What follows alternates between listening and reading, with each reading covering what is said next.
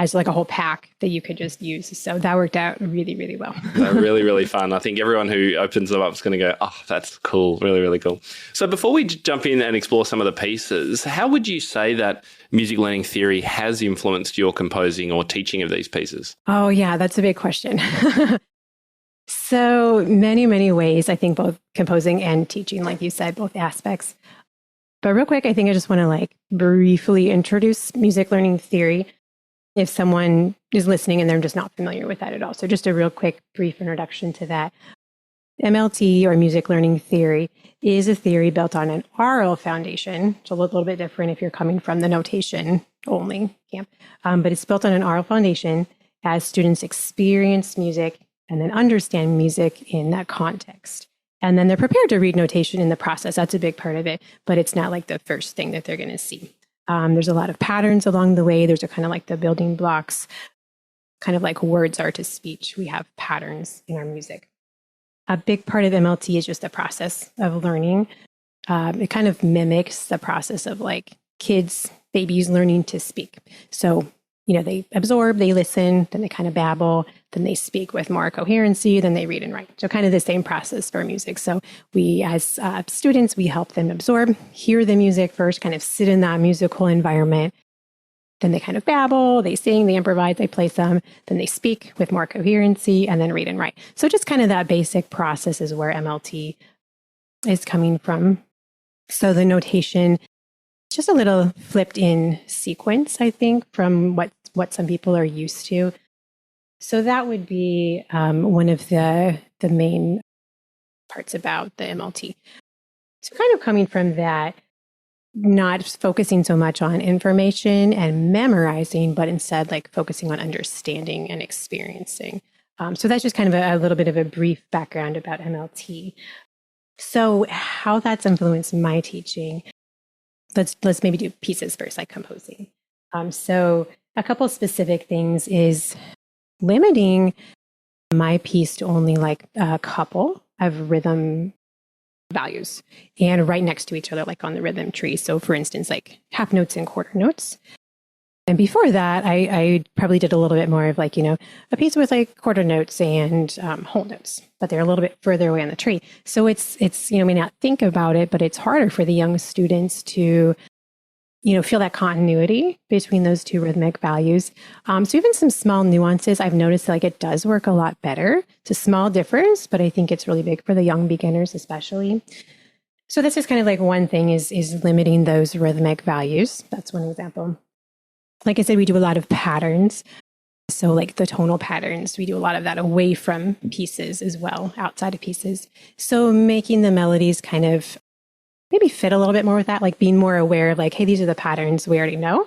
Let's make sure we put these into pieces so they're already familiar with the patterns. And a lot more like, fist pieces. Fist pieces. Yeah, fist pieces. I love fist pieces. Actually, like playing with your fist. I was talking to someone a couple of days ago and they're like, oh, you mean like actually with your fist? I was like, right, like your whole fist. So like a loose fist, but the whole arm. So they don't start necessarily with fingers, but they start with the bigger, gross motor movements. So playing more of those, and those are great to start with. And they help you get the whole hand, wrist, arm, like unit as one as you're playing. So creating more of those, because I think there's some of those, like in the music moves for piano books, there's a lot in there, but some other ones, just some more variety and other pieces that are a little bit different. So things like, fist pieces and things that are a little bit different. Yeah, so that's kind of, Mm-hmm. I was just going to say, I hear you're a big fan of incorporating improv as well into your rote teaching in particular. Yeah. Improv is one of the, I think, teaching areas. Not that I probably didn't do any before, but like way more now, than I ever did before. And I used to see improv like more as that kind of extra, like the bit on the side. If you have time, the little blurb at the bottom, like try this idea. And you're like, I probably don't have time for that. Yeah, but now I would view it as like essential. Like you really haven't finished that piece or even started it, until you've done like some of that improv. Why have you come to that change? I think when you take something and then you put it in a different context, it strengthens and then it's like solidifies that learning. And that's true of us too, right? Like we know something, but then like, hey, let's switch something up. Can you still do it? Oh, like, I don't know. Let's see. It kind of strengthens, I think, and helps them to see if they really know it, as well as creating that creative mindset for them, keeping them engaged. If something is always changing, you're not getting into a lesson and like, okay, we're going to play that song again the same way every time. So they're engaged. Something's always changing. They have to kind of take initiative and like, okay, what are your ideas and what are you going to do about that? So yeah, I think there's just so many fantastic things about improv. I can talk a while about that. Well, you're obviously we're kindred spirits in that regard for sure. It was great to hear what you were saying about MLT, and people listening will be familiar with that through my Notebook Beginners, because I've always believed in that language acquisition approach to learning as well. I think it's really critical, and I'm really glad that it's becoming so more popular and understood now than it perhaps was before. So look, you're next to your piano. For those who are listening, we should hear some music, I think. So why don't we start with one of the pieces? Could you give us a little demo, maybe talk a little bit about what it's about or how you teach it? Absolutely. So let's start with We Are Bats. And this is a fun... I do love your names, Laura. The names of your pieces, the Blue Cow, We Are Bats, which is what you're about to do now, Snowman Skiing, Crocodile with a Smile. I think they're just so creative. Yeah, hopefully things that like relate to young kids, especially. I think a lot of the titles kind of come from the rhythm fitting the words of the title, like We Are Bats, so it kind of comes about it that way. Yeah. So We Are Bats. I'll just go ahead and play it first and then kind of chat about some teaching ideas.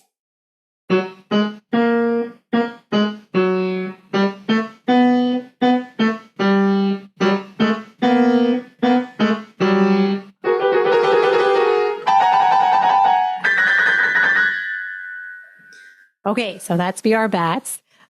Kind of a first part, and then you hear the bats at the end, beating their wings and kind of flying higher and higher. So some of that imagery and that kind of just concrete, I think for kids, like young kids, you need concrete ideas, that they can grab onto.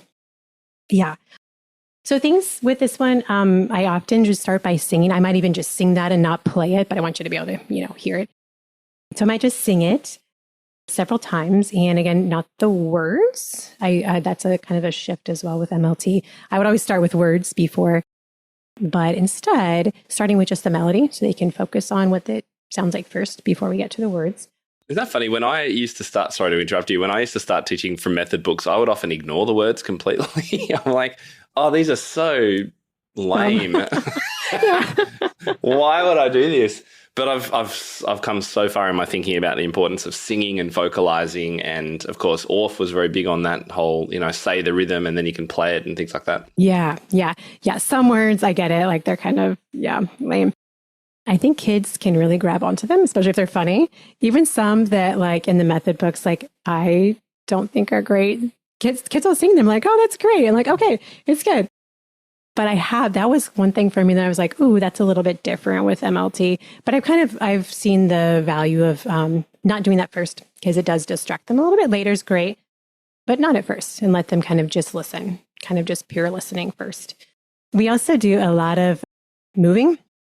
So standing up or at the bench or sitting on the floor. But we want to move right away as we're listening to this one. So as I sing it the first time, they've never heard it before, I'll probably be moving kind of back and forth, either like kind of swaying from heel to heel. If we're sitting on the bench, just like rocking your shoulders kind of back and forth. Any way to kind of feel that big beat first. Depends on how young they are and how much they can coordinate, but at least that. And a lot of times they'll copy me or I'll invite them to copy. And I'll sing it a couple of times, but I'll try to change the movement. So then I might add like a smaller beat, like a micro beat in there. I might do a different movement that feels like that faster division.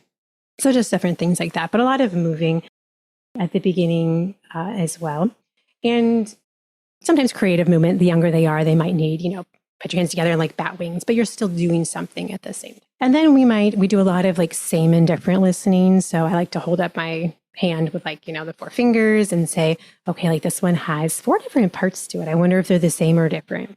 And I'll sing, bum, bum, bum, bum, bum, bum, and kind of pause, go to the next one. bum, bum, bum, bum, bum, bum. Is this the same? Is this different? They might know, they might not know. I might ask them if, what sounds different if they do know. So we kind of talk about that and like the different parts. So we kind of come across the form of it just by listening for same and different. And that's huge for kids. Just hearing, am I doing the same thing as a teacher, or am I still kind of just listening and absorbing? So where are they in that process? So yeah, a lot of that. And then just breaking down patterns. So we might do the tonal patterns. MLT often breaks them up. Tonal patterns separate than rhythm patterns, so they can focus on one at a time and not all together at first. So we might just focus on some of the melodic tonal patterns, and then we might do some rhythm patterns, but a little separately. And then do some like improv or creating with them. So this one, bum, bum, bum. That's pretty much the only rhythm pattern in this one. Yeah. So then we'll take that and we'll often just play like on random notes,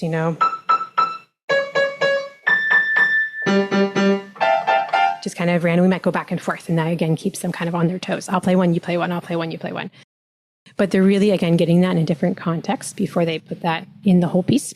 So we do a lot of kind of that improv with their patterns first. So yeah, those are a few of the things that I might do if I were teaching that piece. Yeah, it's great because I think it's so easy for teachers, and I have fallen into this trap before of looking at a piece like this and going, okay, I know I'm doing this by rote, so I'm not teaching them to read it, but I will play it and ask them to copy it. And that's kind of all I do. That's what rote teaching is, right?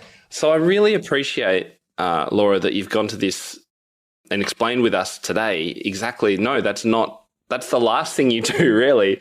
What else? So the question we want teachers to ask themselves is, what can I do with this piece? How can I unpack it and explore it in its pieces, in its parts? What are the parts that make it up? And how can I explore that with students before we actually play the piece? Because by that stage, they're going to know that bump, bump, bum, bump, bump. That they're going to know that rhythm. And I thought when you sung bum, bum, bum, bum, bum, bum, bum, bum, bum, bum, bum, bum, I thought, oh my goodness, that I don't even know if I was in tune there. Sorry to all the perfect pitches out there. That could be really challenging for a student to actually decipher that's not an obvious difference. Yeah. Some really struggle with that. And then some others are a little bit better. And it's okay if they don't. I might do it again and say, they sound a little different to me. Let's listen one more time. And sometimes they hear and sometimes they don't. And if they don't, it's okay. And we just move on and we'll do it again. And then they'll kind of get it, hopefully, the more we do. And the wing flapping bit, for those who are listening, that's played with a fist, not 3 fingers pushing 3 keys, right? Yes, correct. So my left fist is on the black notes, like group of 3. And then my right knuckles face down. So the top of the hand is flat. Yep. Correct. Yep. And then the right hand is like right beneath it with the white note. So kind of back and forth. Yeah. And a lot of the improv stuff, again, I'm pretty loose. Like we kind of are in those general areas, but if they play it somewhere else, that's okay. Or if they do 5 of them instead of 3 of them, that's okay. They're meant to be pretty loose and open-ended. We try to learn the original first, and then from there, we compare it with their own variations. Yeah, that's wonderful. Yeah. So really we're talking about pulling out the elements, the tonal patterns, the melodic patterns, singing them, improvising with them, and then eventually playing them. I know that's a really simplistic view, but would be better than nothing. Yeah. I think, and it can be, different times, but I think, in general, just kind of starting with that, listening, absorbing, and they might listen to that piece. You might just sing it a few times, do a couple of things. They might listen at home, maybe for a week or 2 or more, depending on their age and what else you're doing. And that might not all happen in 1 week. So that might be spread out over several weeks. And they just kind of listen to it for a while. So by the time they're actually playing it, they know it, they have a context to put it into.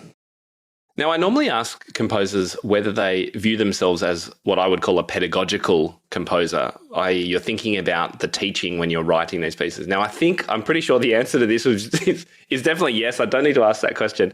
So do you kind of think about particular techniques you want to get across, or is it more about a particular student that you want to teach something to when you write? How does that work for you?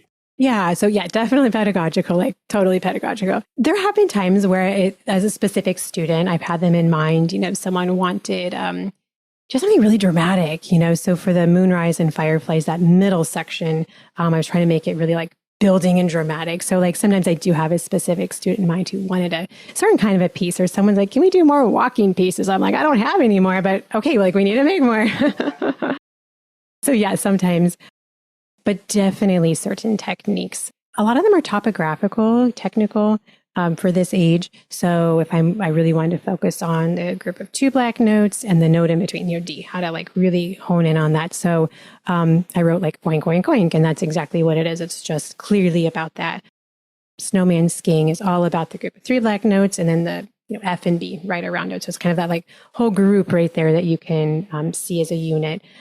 Sometimes it's, alternating hands, or we need more minor, we need more in triple and things like that. Or we just need something that has a very clear form, like long ears, and it has no variation, so very like specific goals. Normally, I don't just like, I had this melody I need to get out, Yeah, and there's nothing wrong with that either. This is just the different ways that composers work. Yeah. Well, look, I would love to hear. Could we hear another one of your pieces from this collection, Laura? Let's do The Blue Cow next, and I'll go ahead and play it. It's a call and response piece, so I'll play like the teacher part in the lower register, and then like the student or the response part in the higher register, so you can hear the difference.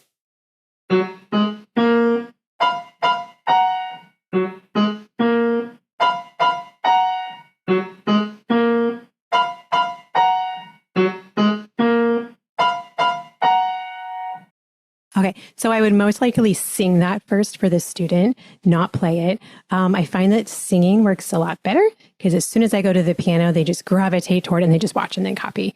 Or I make them like look the other way so they can't watch me. They just have to listen. So it's pretty simple. As far as rhythm, it's all one rhythm. It's obviously it's just one thing repeated over and over. But I feel like they can almost do more with improv with this one because it's so simple. So again, teaching is going to be a lot of the same thing. We'll listen to it. They can pick it up quickly. So we'll just kind of sing the melody back and forth. They might sing the first part. I'll just kind of do a lot of pointing. So a lot of singing. I'll probably chant that rhythm, bum, bum, bum, bum, bum, bum, the whole thing. I'm like, what do you notice about that? And wow, it's just like all the same. And then again, probably improvise with that rhythm. And if they played something like We Are Bats, they might even, sometimes they make that connection like, oh, that was the same as like, yeah. And like they hear it, which is really cool. Yeah. So then after that, probably a lot of the same things. This one's so repetitive, they can play it pretty quickly. So we kind of move to the playing part fairly quickly. But then when the improv comes and all the changes, there's just so much that they do with this one. I might start with normal and then have them do like a random response. So I might do the first part and then tell them, okay, now you have to use the same bum, bum, bum rhythm, but play any notes that you want to on the piano. So it could be, and then I'll play normal, and they can just kind of do whatever. So again, can they play the rhythm when it sounds different with different notes? That's hard. A lot of them can, but that's a skill. Maybe they'll play the beginning part, and I'll play the other part. And maybe they play the 3 black notes like opposite or in random order. And every time that they do their part, they have to change it sometimes. So every time they have to be ready with like a new pattern. So again, they're just super engaged and kind of like focused, on that kind of thing.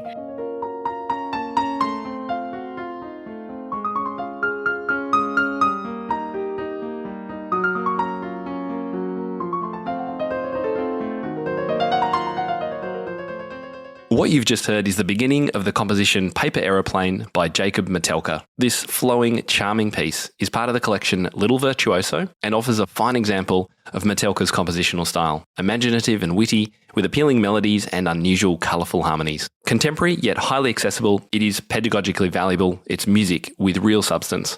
The pieces are wonderfully suited to advanced beginners. So you can discover this album and other titles by Metelka in the Baronwriter web stores, for example at www.baronwriter.us. That's BARENREITER. There you'll also find the complete Baronwriter text catalogue, including the new edition of Fanny Hensel's Easter Sonata. Go and check it out.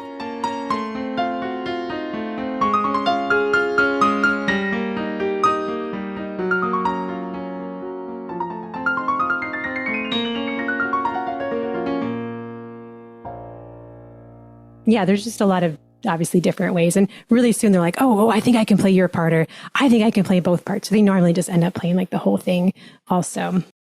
And one other really cool thing is that one is really, it lends itself towards symmetry.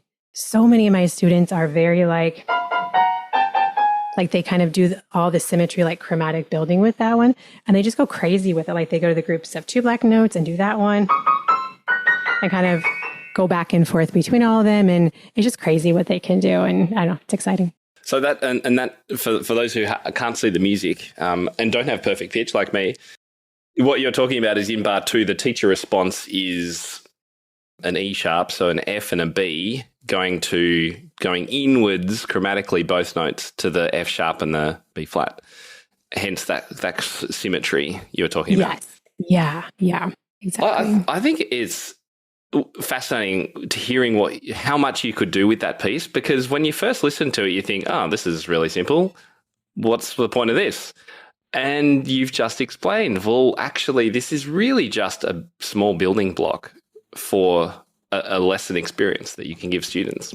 Yes, I think, and it's funny, like this song has just stuck with some of my students. They'll come in and play it all the time. It changes, and then it shows up in newer improvs and pieces they just kind of sit down and do. So you know that those ideas are just kind of being absorbed, I guess, and they're just kind of brewing in their musical ear, and then they're coming out in other places. So it seems super simple. And I think, like you said at the onset, if you just see these pieces, you're like, okay, we played it. That's it. Like, what did we do? That was 15 seconds. We can spend so long with this just going back and forth. Like, I'll think of an idea and it's like, oh, what about this one? And I'll play a little idea like, oh, I can play that one. And they'll think of something. I'm like, oh, let me copy that one. Let me try your idea. And just back and forth, and then get so excited about it. I mean, I'm excited about it. Yeah. And I'm really glad we've recorded this, because I know our members who get access to this music will be, if they haven't heard this, they might look at that and go, oh, why are we doing this? So now we can go, aha, okay, go and have a listen to the podcast. Laura tells you and demonstrates what to do. I think that's great. Yeah, it's so hard within the pieces, like how to try to get all those ideas across of things that you can do with it. So hopefully that'll just give you a little taste of like, oh, here's some things, but there's so much more, so many other things that you can do, major to minor and duple to triple, all kinds of things. So yeah, it's great. I often also ask composers about encouraging composing in their own students, because I know some teachers who are also composers will do it and compose for their student and give them a written piece. But you actually, you're already improvising with students. So I guess my question is, do you ever help students take improvising based on a piece and build it into their own freestanding, so to speak, composition? Yeah. It depends on the age of the student. So like how long like their attention span is and how much they can think about, like a more large scale piece, I guess. I don't do a ton of long written out, like whole big pieces. I also tend to have mostly younger beginners. So that's probably part of it. But yeah, I think in some sense, like all my students are composing, in a sense. But a couple of things we do, and I do this a lot, even with littles, we add introductions a lot. We add endings a lot.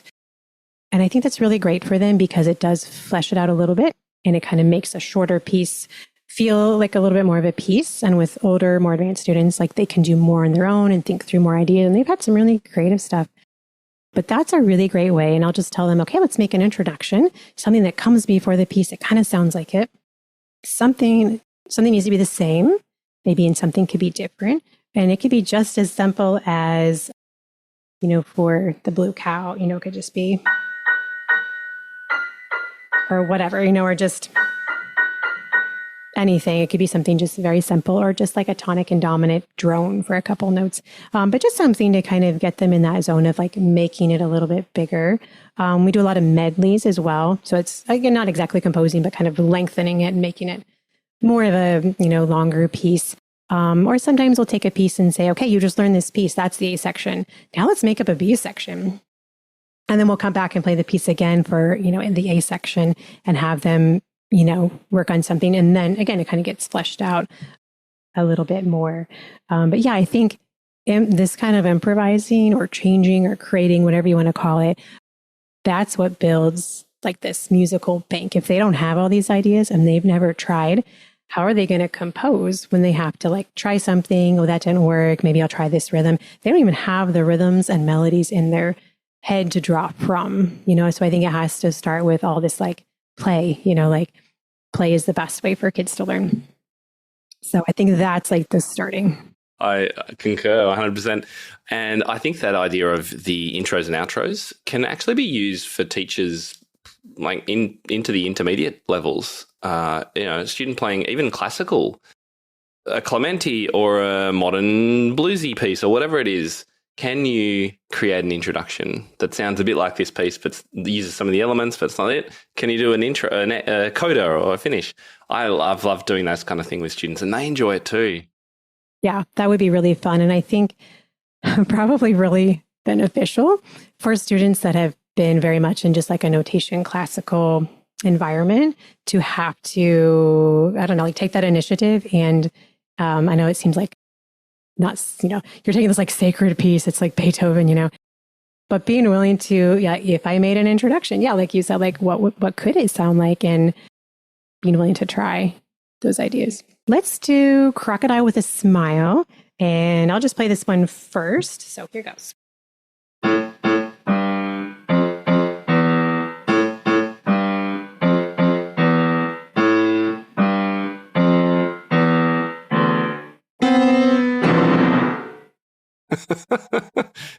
You're still alive. You didn't just collapse on the piano. I was doing that. What happened at the end there for the people listening? Yeah, so at the end, it's a huge, just like big crocodile munch. So you put your elbow on the piano and then big like arm slap all the way down like the crocodile's mouth, like a big munch. A munch. So I think it's really fun to play. I love it. Yeah. For young students, because I think they're just surprised, like, oh, like you can do that. I'm allowed to do that on the piano? Because everyone's always telling you, like, don't hit the piano that hard, don't bang. And kids are active and they need kinesthetic, physical, like, pieces, So I think having all like the hand slaps and arm slaps and all that kind of stuff, I think is good for them, like to be able to have in their pieces. So so if I were, let's say we're teaching this one, what would I do a little differently? Well, we've got different rhythm patterns this time, haven't we? Yeah. So now we're a little bit harder rhythm. I mean, not too much, but do. Well, actually the same, I guess. Do. We do a lot of do. Except in the second part. End, yeah. Second part a little different. So then I might, again, let's compare those. Let's listen to the first two. Oh, those are the same. Oh, the second one, that one sounds a little bit different. So we'd probably do more with the rhythm patterns, improvising back and forth. So, rhythm pattern 1, do. Rhythm pattern 2, do. What was 1? What was 2? And let's improvise back and forth, have a conversation. I'll do pattern 1, you do pattern 2. Let's swap. So again, they're just really, really, really getting the pattern really well before they ever play the piece. And that's huge as well. So lots of kind of improvising in that way. And then we'll probably explore like the range of notes. So we would sing like the minor patterns and that like minor 5-finger pattern. We would find do, we would sing do. So they're kind of learning the melodic tonal center of the piece. The first 2 lines don't get to do.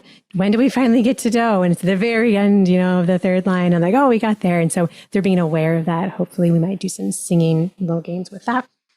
Yeah. So as far as changes, some triple things are fun. Very Beethoven. Yeah, like changing it to triple. Triple can be a little harder, but I probably would just demonstrate it for them and see if they could copy. Older students who've had more experience, I might say, let's change it to triple. Do you know how you would do that? Can you hear some patterns? Some will, some won't. But good to like kind of challenge them in that way. So that's fun. We might go to the black notes. And use kind of like a set of 2 and a set of 3. It won't sound the same, but that's okay. Like it's not necessarily supposed to. And we can even talk about it, like, oh, did that sound the same? Was that a little different? And just kind of see what they say. What about upside down?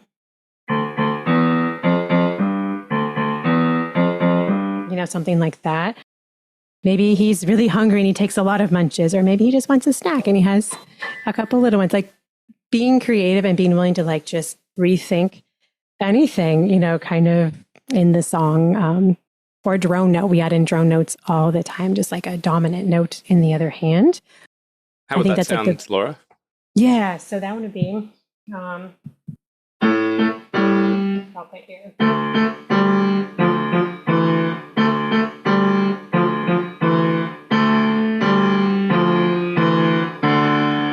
Something like that. And I just have them play it with every single right hand note. I think it's the easiest way to start hands together playing. So it's very coordinated at first, but they're getting hands together. It sounds full and it sounds, more like a piece. So drone notes are amazing. I use them all the time. My goodness, this is like a masterclass in improvisationary ideas. This is amazing, Laura, that you can do so much with such simple material. I think we can all learn a lot from this approach. Well, I think honestly, like the simpler it is, I think the more you can do with it. Like the harder pieces, the more advanced, I feel like we already feel like it's a whole piece. So we're a little more unwilling and it's a little harder to hear sometimes, like the changes. But I think when it's, at least for me, I feel like the simpler it is, I feel like they're more, I don't know, like you could almost do with it. Not that you couldn't with harder pieces, but sometimes that simplicity, I think, just helps. And honestly, kids have good ideas. Like once they get the hang of what I'm doing, they're like, oh, I could try this and I could do this. And then they get it. And they have so many interesting ideas and I'll steal their ideas. I'm like, oh, I'm going to do that one next time I teach this piece. And we're just going to swap back and forth. Yeah. So I think it's kind of about unleashing them, like letting them know that it's okay to explore. Yes. I think that's the big thing. Like, oh, I'm allowed to change this. Like, yes. You are. Yeah. You're encouraged to. Yeah. Yeah, exactly. So how would you go about encouraging teachers to incorporate rote pieces into their teaching if they've not really done it before, but they'd like to start using it? I mean, is this kind of you go all in and only do rote teaching for a year, or do you pepper it in? What do you do? I mean, I think it depends on what different teachers want to do. But if they've never done it before, they're very like notation based and they're very much like reading is super important. I can't just, cheat, just play everything by ear. We have to teach them to read. If that's kind of where you're coming from, I would just really, first of all, maybe just encourage you to kind of just rethink it a little bit, just have an open mind. Quick note, the rote teaching we're talking about, hopefully we're kind of getting this vibe, is not the mindless copying, the kind of repetitious stuff that we have that bad stereotype about. It's very purposeful. It's very systematic. It's not shallow. It's deep.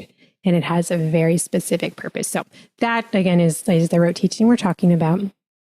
I would say if you need to, just start a little at a time. Pick one piece with one student and just try.